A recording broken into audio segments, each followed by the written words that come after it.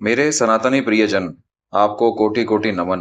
मैं विशाल शर्मा आपका स्वागत करता हूं आपके अपने YouTube चैनल सनातन विद्या में। आज का विषय है विधवा विवाह। शास्त्रों में तो विधवा विवाह का निषेध है, परंतु वर्तमान में विधवा स्त्रियों की शारीरिक, मानसिक, पारिवारिक एवं सामाजिक दुर्दशाओं को आधार बनाकर कुछ दयालु सुधारकों का कहना है कि पुरुष की तरह विधवा स्त्री को भी पुनर्विवाह का अधिकार होना ही चाहिए। प्राचीनतावादी उसका विरोध करते हैं। दोनों वादी अपने पक्ष के मंडन तथा परपक्ष के खंडन में जो युक्तियां देते हैं वह इस प्रकार हैं। प्रथम, मंडन। जो विधवा स्त्रियां संयमशील हैं, ब्रह्मचार्य पालन में महत्व बुद्धि रखने के कारण विवाह नहीं करना चाहती, वे भी विवाह करें। हम ऐसा नहीं कहते, किंतु जो अवैध व्यभिचार करती हैं उनके लिए तो पुनर्विवाह का विधान अति आवश्यक है। खंडन। गुप्त संबंध रखने की अपेक्षा एक पुरुष के साथ समाज में सबके सम्मुख संबंध स्वीकार करके रहना अच्छा है। इसे हम भी स्वीकार करते हैं, परंतु इसके कारण विधवा विवाह का विधान नहीं बनाया जा सकता। जो विधवा स्त्रियां ब्रह्मचर्य पालन में असमर्थ हैं, उनका विवाह आप कराएं, किंतु उनकी सामाजिक व्यवस्था, खान पान, विवाह शादी सब कुछ अलग ही रखना चाहिए, जिससे शुद्ध वंश परंपरा का तथा ब्रह्मचर्य पालन करने वाली स्त्रियों के सतीत्व धर्म के महत्व का लोप ना हो। मंडन। जिसकी पत्नी मर गई है, ऐसे युवकों के लिए ब्रह्मचर्य पालन का विधान न बनाना और युवती विधवा स्त्री को ब्रह्मचर्य पालन के लिए विधान बनाकर बाध्य करना तो सर्वथा ही अनुचित है। इस मंडन का खंडन इस प्रकार है।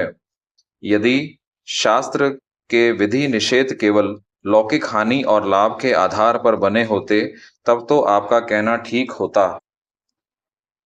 भूमिका में इस बात का विस्तार से प्रतिपादन कर दिया गया है कि धर्माधर्म का निर्णय केवल लौकिक हानि लाभ या स्त्री पुरुष की शारीरिक वासना की समानता के आधार पर नहीं हो सकता।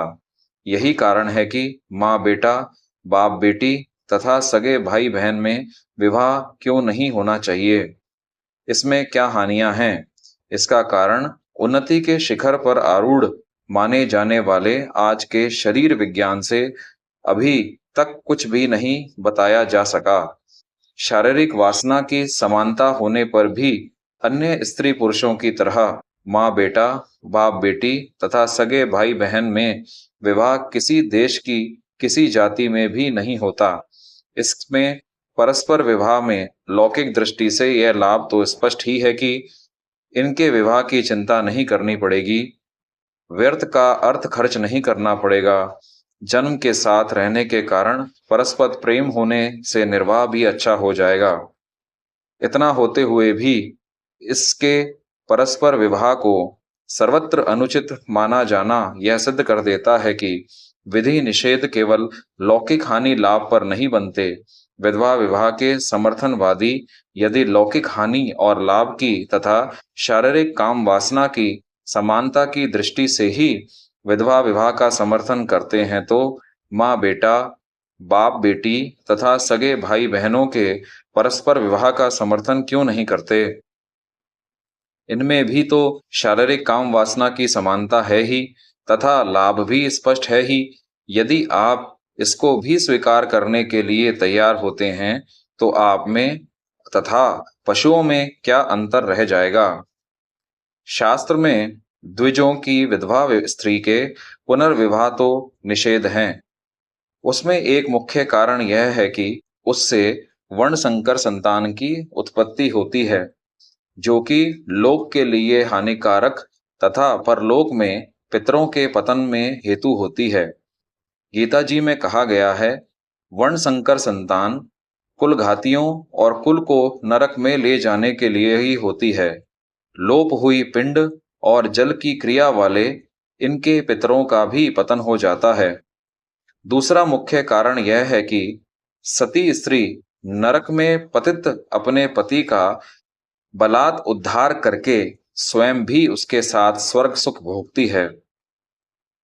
सांप पकड़ने वाला जैसे सांप को बिल से बलपूर्वक खींचकर निकाल लेता है, वैसे ही सती नारी यानी पति को नरक से निकालकर उसके साथ आनंद करती है। तीसरा मुख्य कारण है कि अलौकिक सतित्व धर्म को सुरक्षित रखना। जिस सतित्व धर्म के प्रभाव से शांडिलिनी ने सूर्य की गति रोक दी थी तथा अनसुईया ने ब्रह्मा, विष्णु और महेश को भी पुत्र बनने के लिए बाध्य कर दिया था, और सती वृंदा ने भगवान विष्णु को भी पाषाण बना दिया था, ऐसे अलौकिक सतित्व धर्म की रक्षा होना अति आवश्यक है। ये सब चमत्कार पौराणिक कथाएं मात्र नहीं हैं। इस भयंकर तमो गुणी कलयुग में भी सतित्व धर्म का चमत्कार पति को महान संकट से मुक्त कर देता है।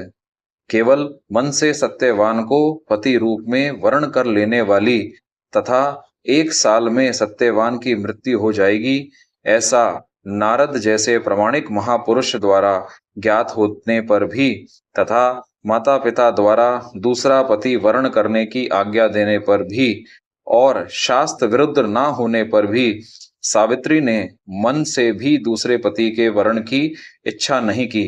अतः केवल तन से ही नहीं, मन से भी पवित्र ही नहीं, परम पवित्र सती सावित्री ने यदि अपने पति को यमराज के हाथों से भी छुड़ाकर कल्याण भागी बना दिया, तो इसमें आश्चर्य की बात ही क्या है।